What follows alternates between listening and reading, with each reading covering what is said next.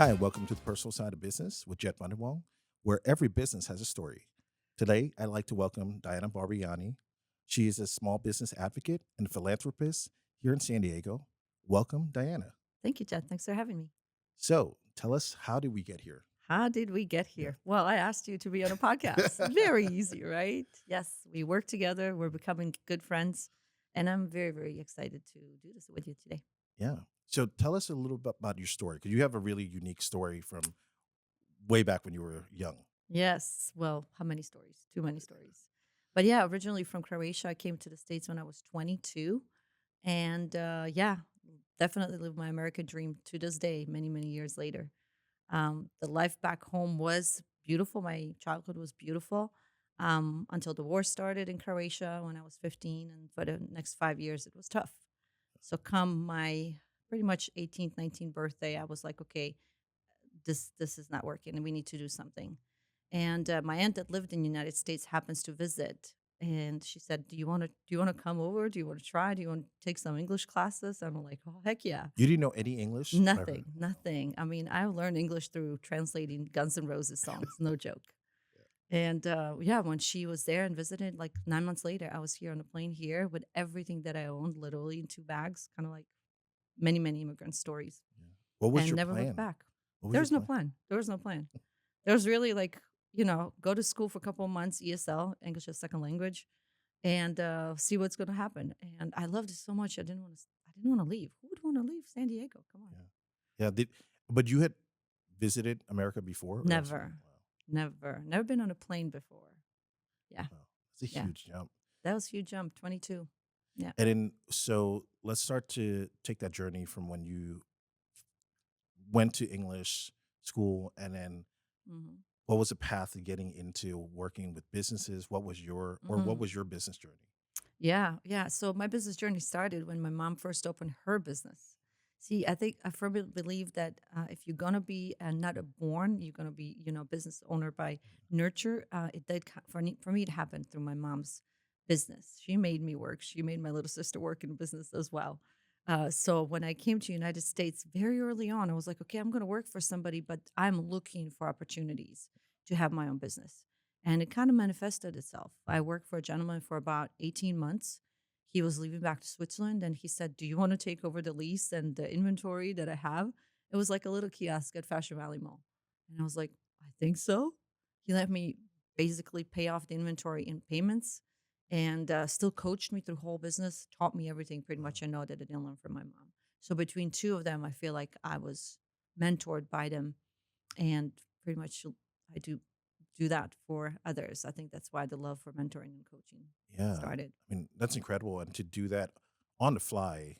I'm assuming when he put you in that position. Yeah. I mean, I think that opportunity is great, right? But Hmm. you also did you have stress, like, going into that beginning, and you're Yeah. like, I'm not sure what I'm Yeah. doing. Yeah. Very much so. In full transparency, that I didn't even have permit to work or do anything, but I had a business, you know? So sometimes you have to be creative in the ways that you're sourcing out revenue or making money in the country, anywhere, wherever you are. But I felt okay because he was with me. He actually stayed on and even helped me remotely. And I would talk to my mom still about the business. She couldn't believe it. She was more stressed out than I was Yeah. about me having a business in brand new country and like not knowing the laws or anything. But business here and business in many other countries that I hear from my clients that are immigrants is very different. Yeah. America is very business friendly, at least California and Yeah. definitely San Diego. So Yeah, I think we I hear that a lot too, that America gives this opportunity, but I think also California has a lot more rules and regulations, I think, than a lot of other states, right? What were some of the things mhm. that you learned in that first year of running that business?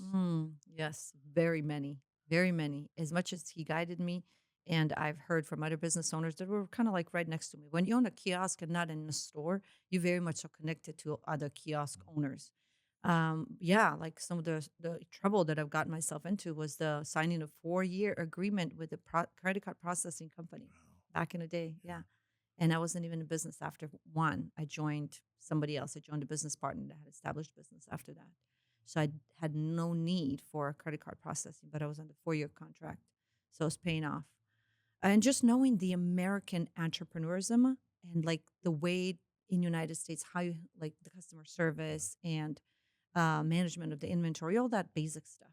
Yeah, Yeah, that to kind of because I fast think learn. we see that a lot with immigrant families that start businesses here, Hmm. especially in San Diego.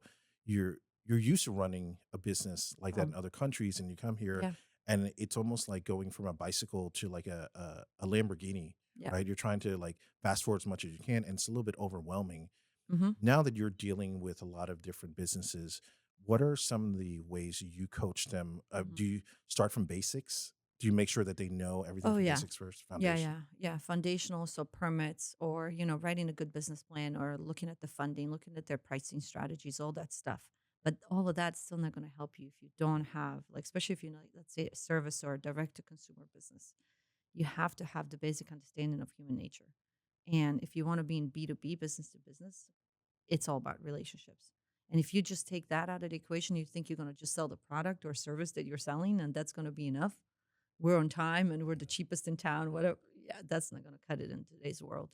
Yeah, and I Yeah. think a lot of people think that, right? Like you open up a business and Yeah. things are just going to happen. Hmm. And I think it's so competitive in 2025 It is. for whether you're in a brick and mortar or you're in e-commerce. Hmm. There's so much competition out there. What is some of your advice to try Hmm. to maybe get a leg up on your competition? Hmm. Yeah, many. But what I see lacking over and over and over again is the customers, or should I say clients, that are looking at doing any type of business. They're not talking to their customers enough. They're not researching enough. They're not doing the beta testing of some kind. Some industries and some tracks are very much so, yes, we need clinical trials because we cannot put the drug out unless we test it. Of course. Why aren't we all doing that? Or some form of testing, some form of let's go to our customers or prospects. Let's get them involved in the whole process. Let's go back to the drawing board and then pitch it to those same interested parties again. All of the answers are in the people that we're trying to serve.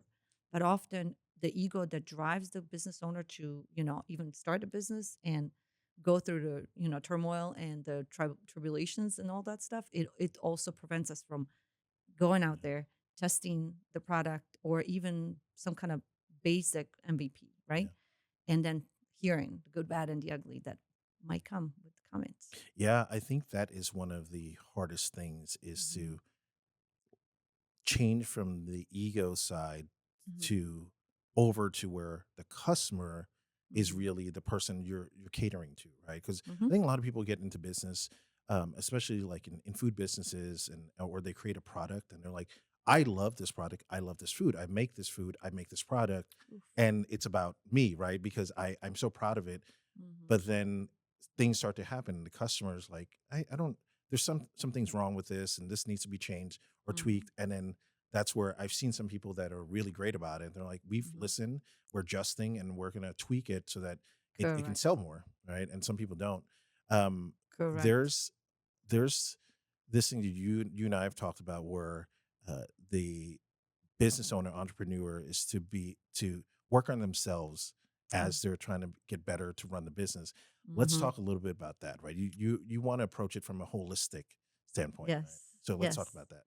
Yes. Thank you. That is definitely my passion to talk about it because going on 6, 7 years in being a business advisor and coach, the theme does repeat itself over and over and over again. And sometimes it's much more in your face, and sometimes it's like, people can mask themselves in business and in life in general. And what I see that if I work with the client first as an individual and pouring into them, or basically teaching them some tips or any type of um, looking at the goals that they can achieve on a personal side, they very easily translate into business. So how do I differentiate that? They do come to me with the business problems, but often, as one of my clients said, and I absolutely love the quote, that she comes to me for business therapy, right? Yes, it is business therapy, but first is personal therapy. Personal, like how do you do things? How are you on time with the appointments that you have that are personal? How do you share very easily with friends? Do you tell them you love them? Do you get feedback? How are you with any kind of criticism or anything?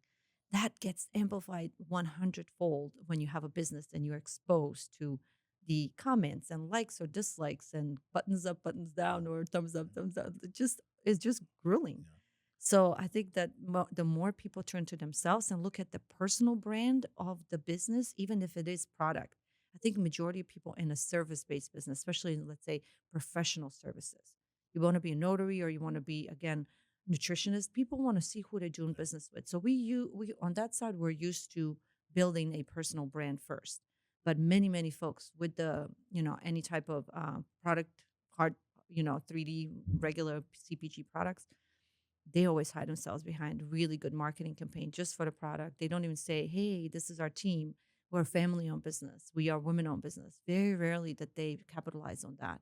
So I want them to build a personal brand first, pour in themselves, because business will benefit from everything you're doing. It is very hard to take from business and hope you're hoping that yes, that revenue might come, but the business will take on your personality. Yeah. It's just there's no separation. Do you think that was always the case for retail or hard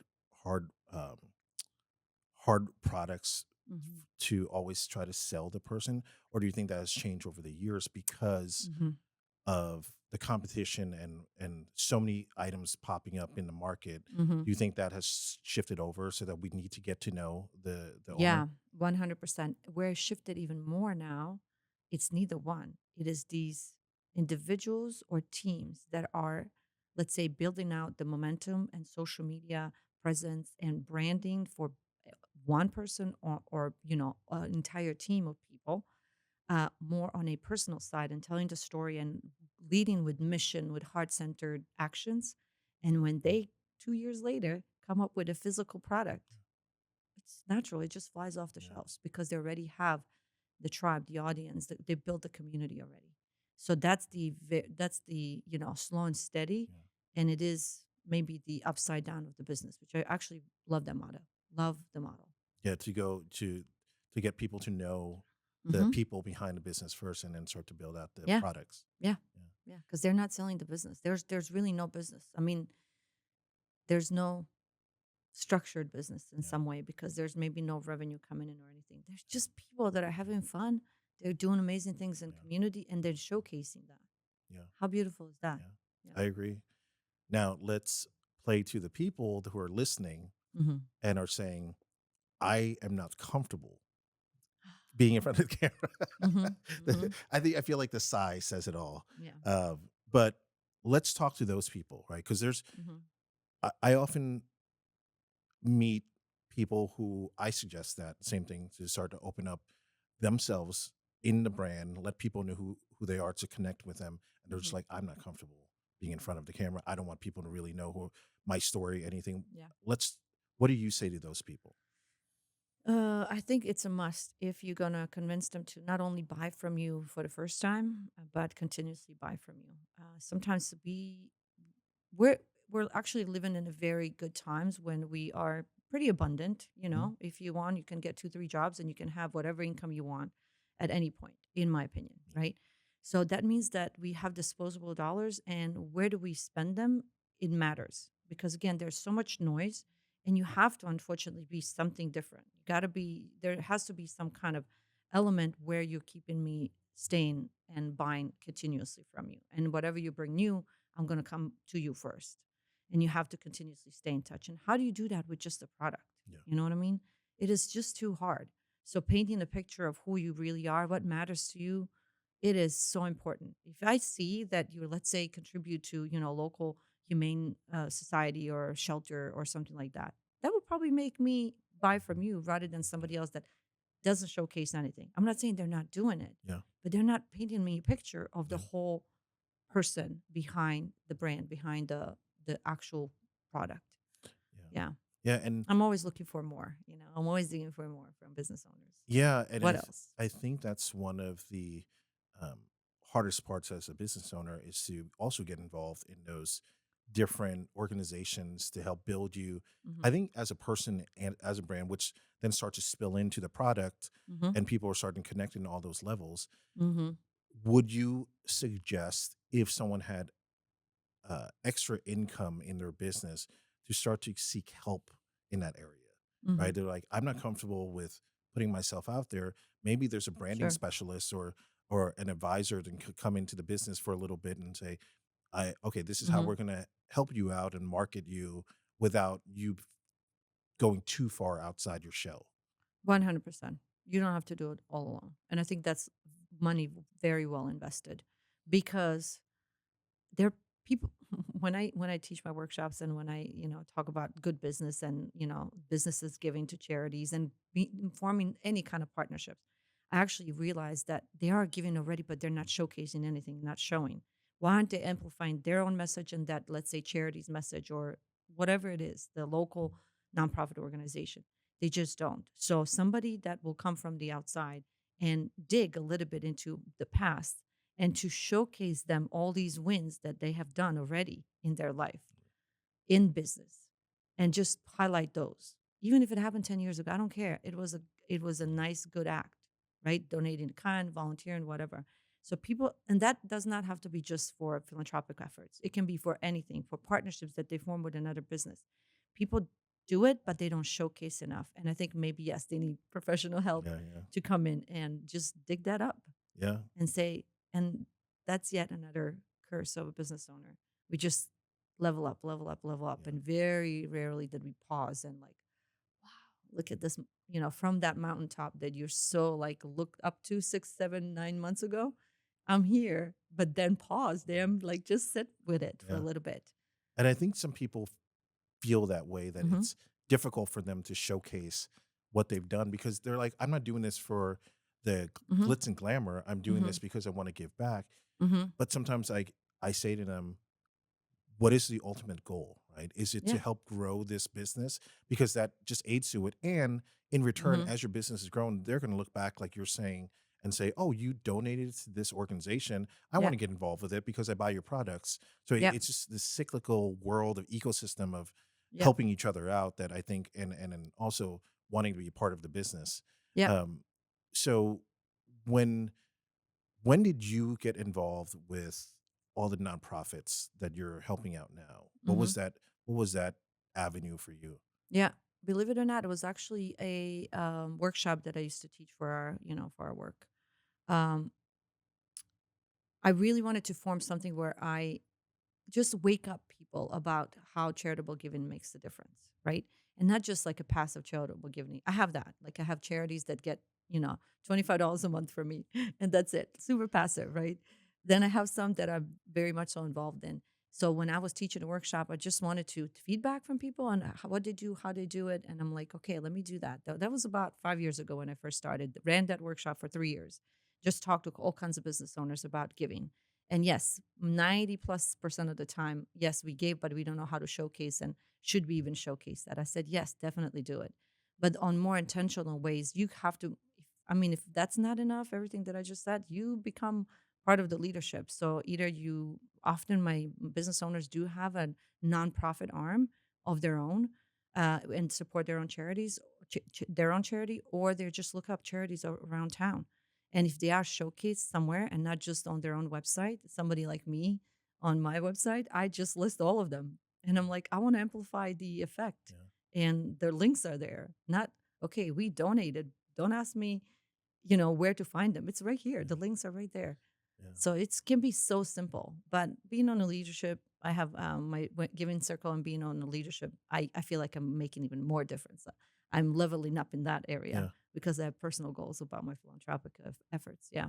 Yeah. Do you guide people to want to be involved with certain organizations based on their personal side of things, or is it like with the business side, or both? Like if someone was Oh, like, I have no idea who I want to align with, yeah. what's your advice for those Yeah. people? I do it both. I don't know. I'm in this, like, as you said, ecosystem of small business ownership. So when I approach them right away, I know one, they're on my level or I'm on their level. So we are business owners to business owner, right? Talk. And then I ask them about like, are they doing something on a personal level? And how can they amplify that on a business level? So it's like smart decisions. Yeah, some of them ask like, hey, what's the tax rate, like deduction and all that. I was like, oh no, go ask your tax Yeah, professional. But it's just planting the seed and like we can do that. We yeah, can do that. You just post their link on your website and a donate button, or have something in a physical store, or if you have a physical space where people can donate. Yeah. So yeah, it's very fluid between the personal and business. Yeah. I just want them to showcase because I think that's a great way to amplify everybody's message. Yeah. I appreciate that too. I think people should be able to let people know where their, I think, personal goals or emotional goals are, right? So Hmm. people can align. And I think people don't see businesses enough in that sense. And I think that's where it comes back to branding, right? When you Hmm. start to, when you're like, this person is helping out the community doing this, and go, Hmm. I've actually even done that myself, where I just want to support and buy something from a local Hmm. business just because I see them out, doing this cleanup or, Yeah. helping out the homeless community or something along those lines. Hmm. Um, Now, I'm sure listeners have, from the educational side of a business, want to learn how to um, get involved with the CPG world, right? So you have quite a bit of experience in that. Let's just kind of dive into that for a little bit. Sure. Your experience. Let's talk about your experience in when you started getting into that. With retail, what started, and then how did you end everything? Yeah, yeah. So the first little business that I had back in the day, as I talked about, is a kiosk at the mall. But when I closed mine, I met a business partner that I'm going to partner with for pretty much next 20 years. And in those 20 years, we imported a lot of goods from overseas, different countries all over the world. But we realized that when we started importing, these are huge quantities, and I started our wholesale division. So not only that we had retail stores, kiosks, and actual inline stores in community and in shopping centers, but also started wholesale. And literally, no joke. You want to hear another funny story? Good. I traded I sold my beloved Trans Am for an SUV so that I can sell out of my SUV. Wow. Yeah, no joke. I would have merchandise in my Ford Explorer and just sell the hats out of the trunk pretty much. So walked store to store, and that's how my wholesale journey started. Because before that, we imported 20-foot container of hats from China, and it was like, oh my gosh, this is huge quantity. It will take us years. So out of a need of just unloading the inventory, we started wholesale. And little by little, the wholesale grew, and then grew into some international accounts. So now my passion is to basically tell everybody all of the mistakes that I made, but also all of the successes, all of the sticky points, like what to watch out for, about vendor relations, like how, some vendors that brought you to one place are not going to take you to the next one. And it's growth. I call them like sticky points, or like, that sweet spots where you're growing, you're bursting at the seams, but is it the time to pull the trigger and buy a warehouse, or hire more staff, or get graphic designers in house, and not them freelancing and kind of putting you on a back burner because they have better jobs, bigger jobs to do.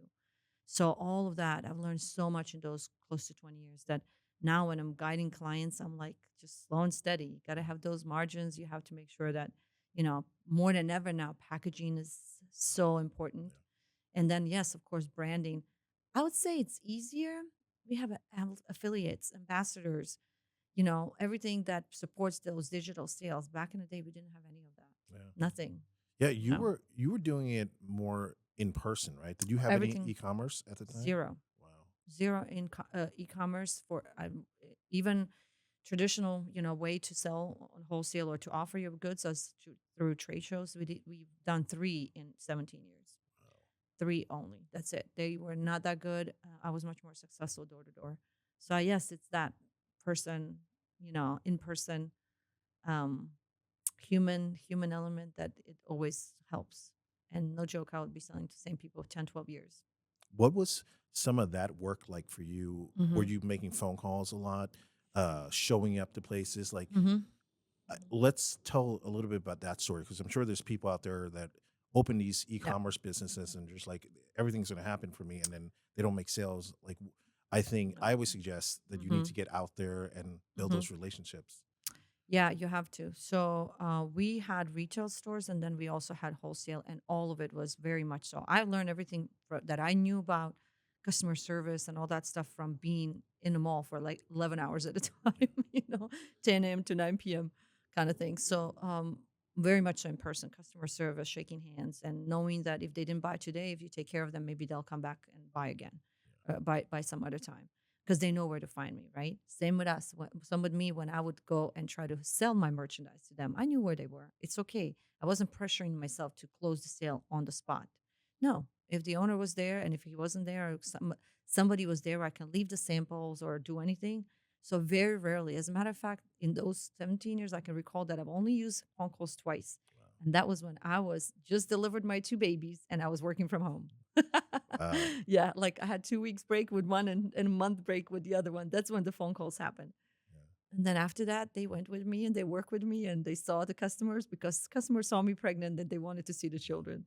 So So, you were hustling all the oh, time. the Yeah. whole time, but in person. And it was, I can't say it because that really is, I think it's the service to say that I was hustling. I was making revenue and I was making sales, but I really had so much fun. Mhm. Like majority of my 95% of my clients, I think customers were amazing. Yeah. Wholesale customers. Yeah. And did you build a team out during that time? No, Oh, wow. always the only one. The only help that I did get. So in the beginning, I was doing everything, going to see customers, taking the orders, going to warehouse, pack the orders, and deliver the orders. I've done everything.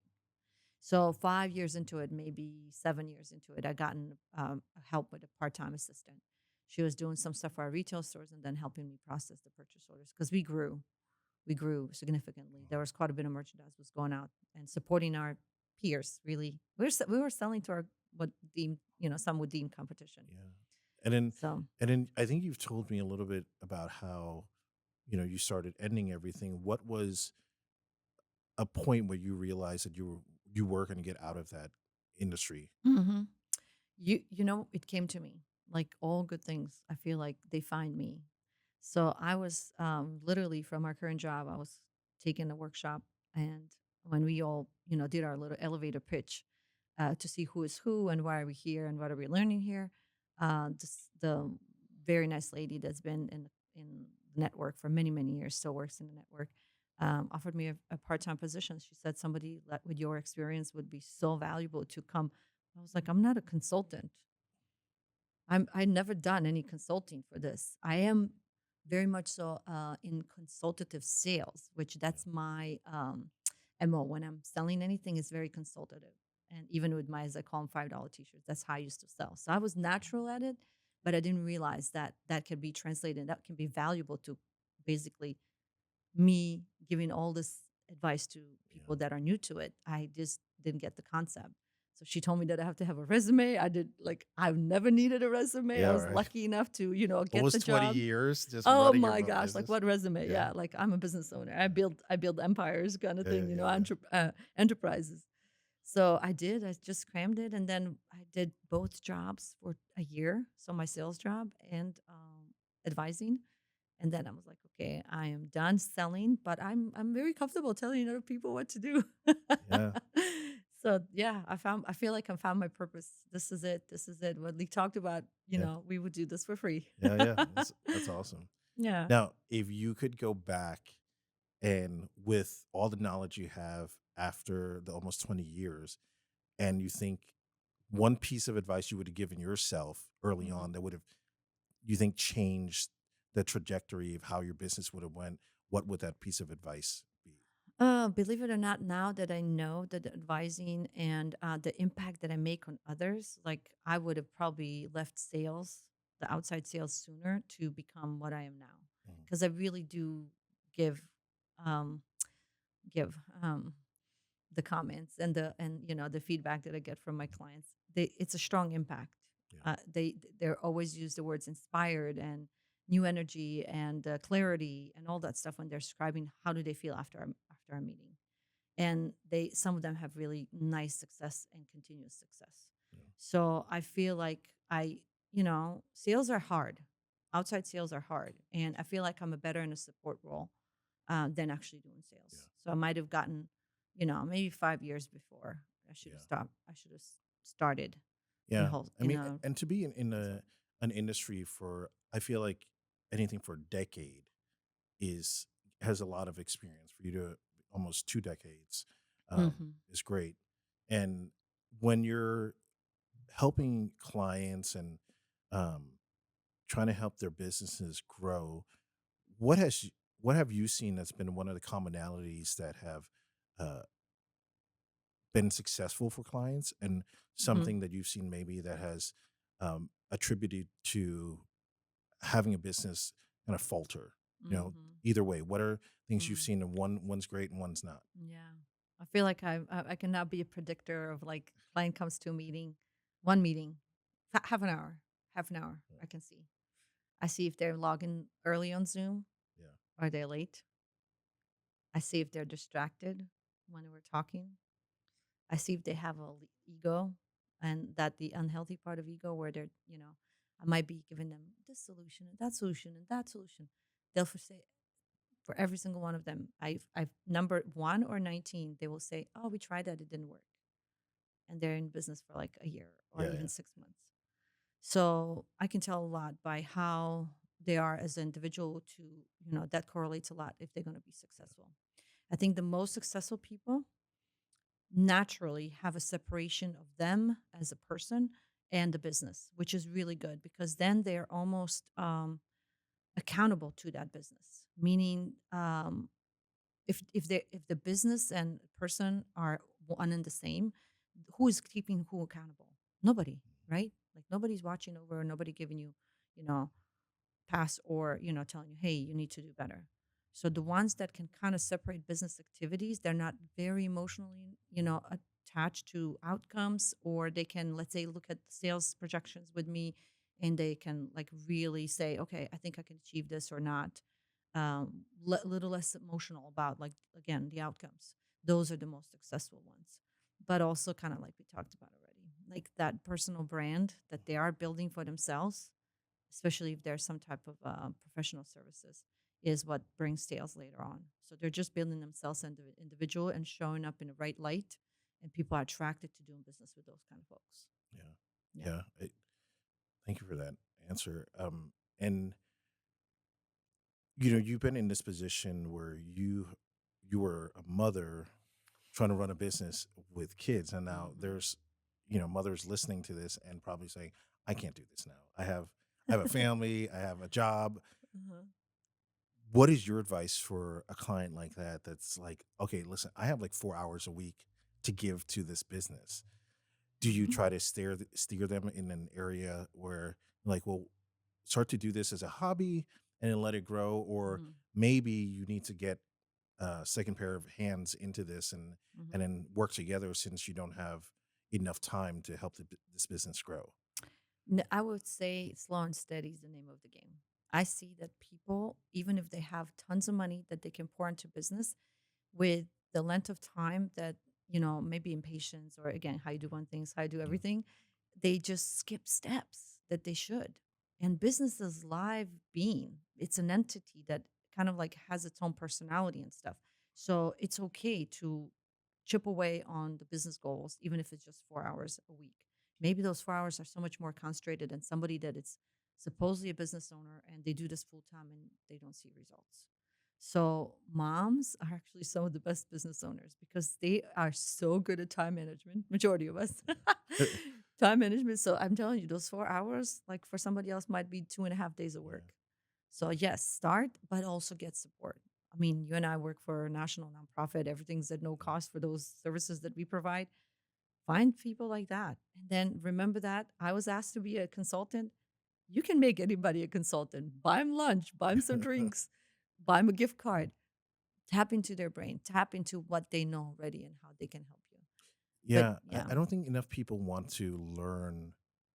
I wouldn't say they don't want to learn, but I don't think they see that as a resource for them to grow a business, right? I think a lot of Hmm. people don't want to share their business until it's successful. Like, I've met people that they're like afraid to, like, I don't want my family making fun of me. I don't want people, my friends, saying Uh-huh. I was failure. And Hmm. and really, I'm like, you you did something that no one else Hmm. around you is even doing. You're Hmm. taking a brave step into Hmm. starting something that, one, is really risky, two, it's time consuming, and three, it's really stressful, to Yeah. get into it. So I'm like, you're Yeah. a brave soul for doing this. Hmm.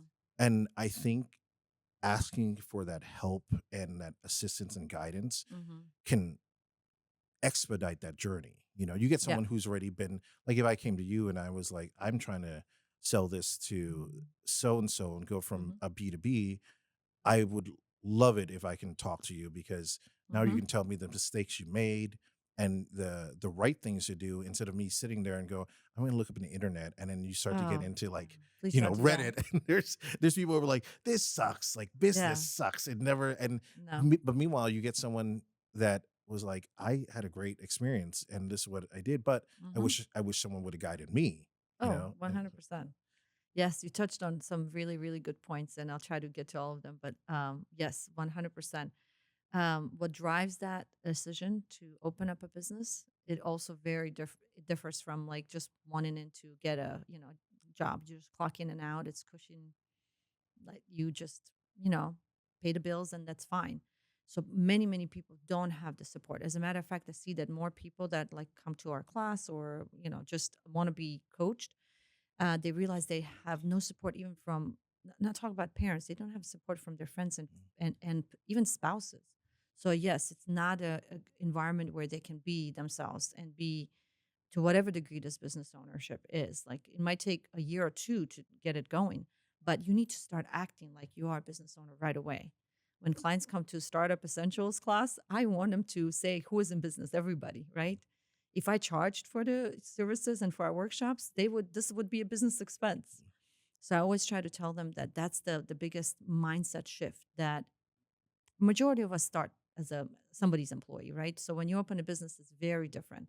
And you have to very intentionally surround yourself with other business owners. Do not take advice from somebody that was not in business. If they're your mentor, like a life mentor, yes. If it works for you, yes. It'll probably also work for your business. But no, seek support in the right places if you don't have it at home. Just like my mom was a business owner and I learned from her. So when I opened my own business, she never told me don't do it. She never told me go and get a job or go to more school and stuff like that. No, she realized that she taught by example, and I worked in her business. So it wasn't like she set me up for success.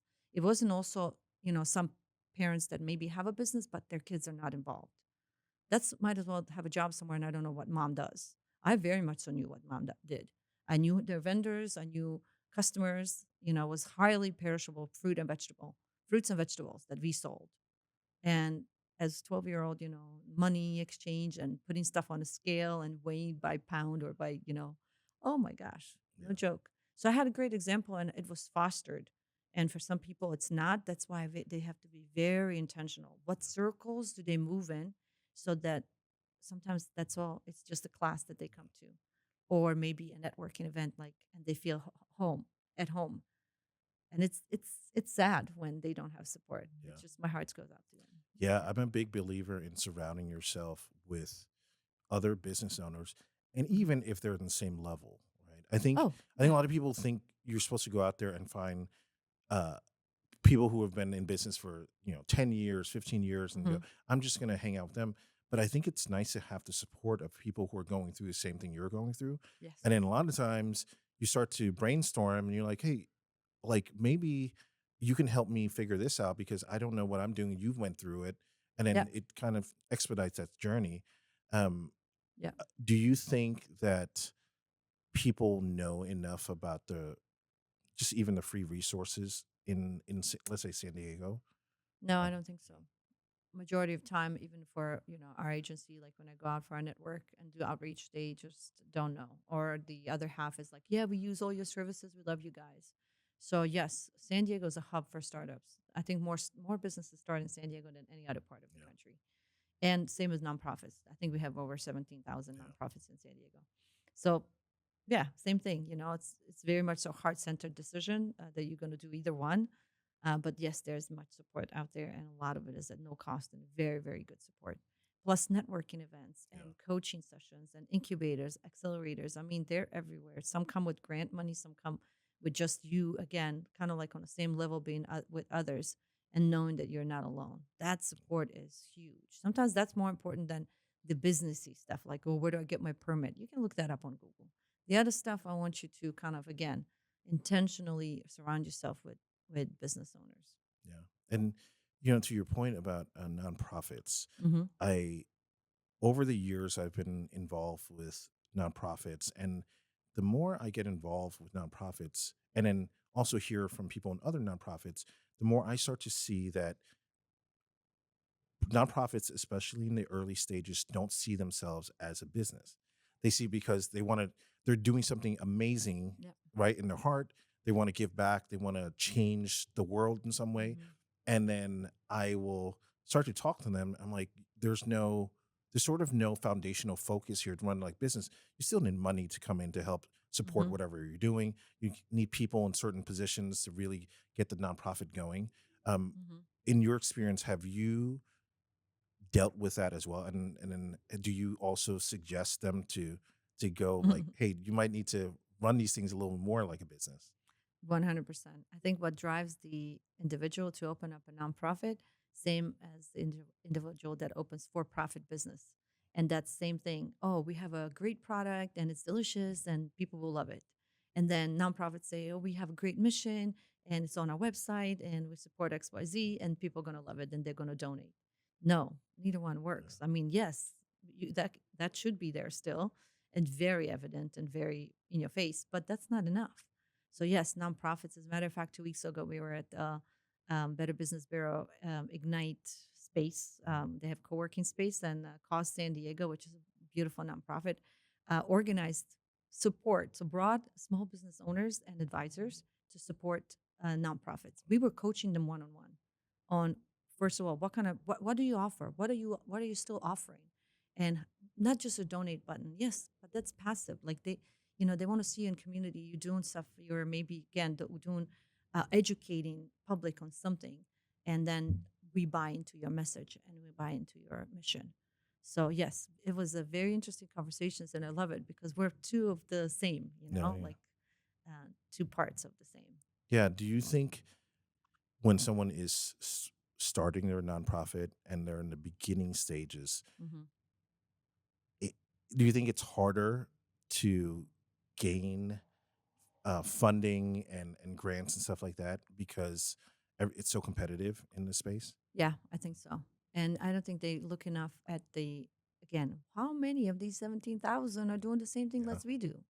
Can we pair up? Can we partnership with somebody, right? Same as businesses. Businesses don't do enough partnerships. Businesses with nonprofits, non-existing partnerships. It's very sad. It's it's it's to some degree satisfactory on a corporate level. So you might see Radius Children's Hospital and the Qualcomm gives them, $1 million a year. No, I'm talking about like bottom line, small, like micro businesses pairing up, let's say, with nonprofits. And then again, forming that partnership of some kind, even if it's short term, even if it's for just event. Two is always better than one. Come on. Why do it alone? Why do it on your own? Yeah, I think a lot of times I've given the advice to go find aligned businesses Hmm. that are not your competition, but really can help you Yeah. move forward together. And I've noticed when people start to do that, they end up, oh, this is really great. They've referred me business. I referred them business. Hmm. And I think networking is a very overlooked tool in business, especially Hmm. for business owners, because they're deep in it, Yeah. right? They're like every day they're like, I'm so stressed out. I don't have time to do this, Yeah. but I think it pays off. I think there's a lot in there that people need to really consider and then see the long-term effects for a business, right? You're Correct. in the community, you have advocates now, you have built friendships, and Hmm.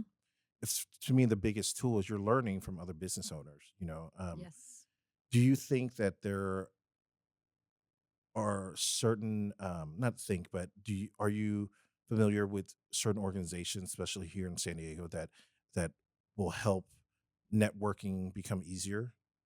Yeah, definitely. San Diego is very, very big on bridging the gap between this for-profit businesses, this being maybe small businesses, and then nonprofits. So many events are always taking place, all kinds of summits, and I think it's more intentional than now, knowing that we both, on both sides, for-profit and nonprofits, need each other, Yeah, right?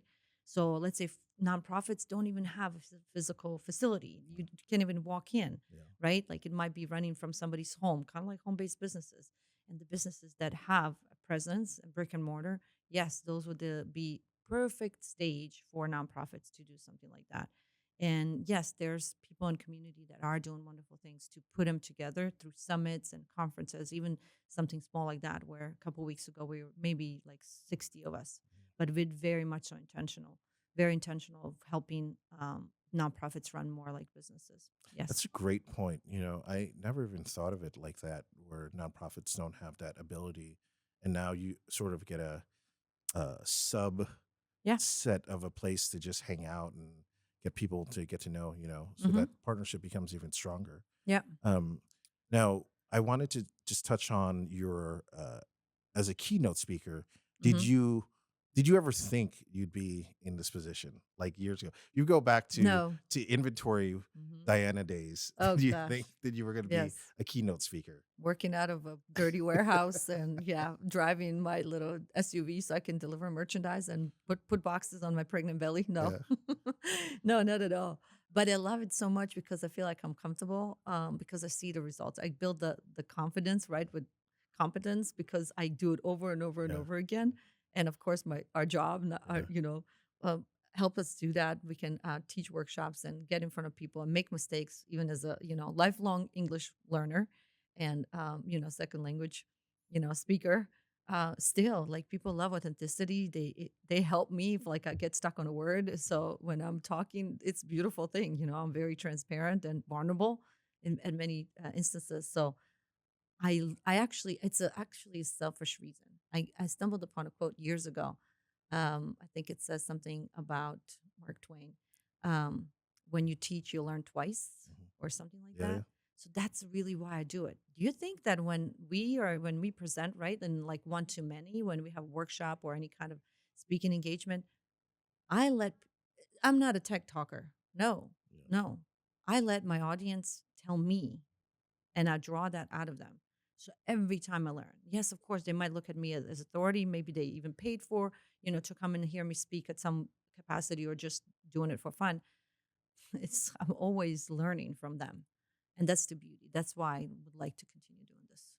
What do you think will be the future of your keynote Mhm. speaking career?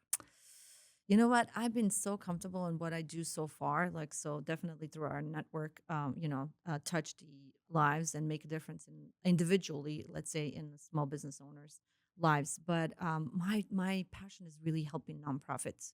So I'm hoping to continue to work with the ones that have some kind of audience that still caters into small business communities. So I stay in my lane and I feel I can contribute more, but also to create a program where when I suggest something, it's like probably brewing somewhere in my head, in my heart, of course. And now I'm gonna have to see the what's in the pocket, right? Yeah. um, is to create a program where we would pretty much pair up and match make what you were saying, align nonprofits with brick and mortar businesses That's great. and literally slap some stickers in a window and put a donation box of some kind somewhere. Another box. It will have to be, we'll Yeah. use some AI Yeah, and some yeah. maybe rotating videos and play a message in a space. But I want people to just be a little more giving. Yeah, I want to open their hearts. I want them to open up their Yeah. hands so they can give but also receive. Yeah, I think it's I think that I always look back at these moments for business owners, especially in that first year, and the suggestions I have made for them to do this and that. And I can tell Hmm. it's not because they don't want to do it. They're just like, I don't have the capacity, right?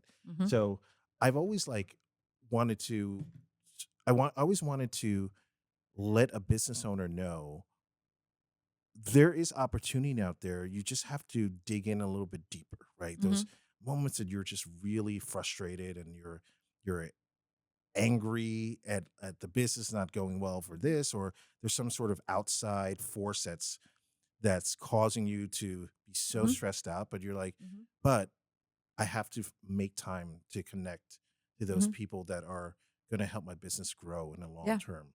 Yeah. um when you are advising clients now, do you, going back to your holistic Hmm. feel of the person, do you start to maybe focus on the person more Oh, before you're yeah. like, I need to align you right before we Oh, get back yeah, into the yeah. It's business? kind of like a spiritual Yeah, chiropractor. yeah, Like you yeah. have to kind of align a little bit.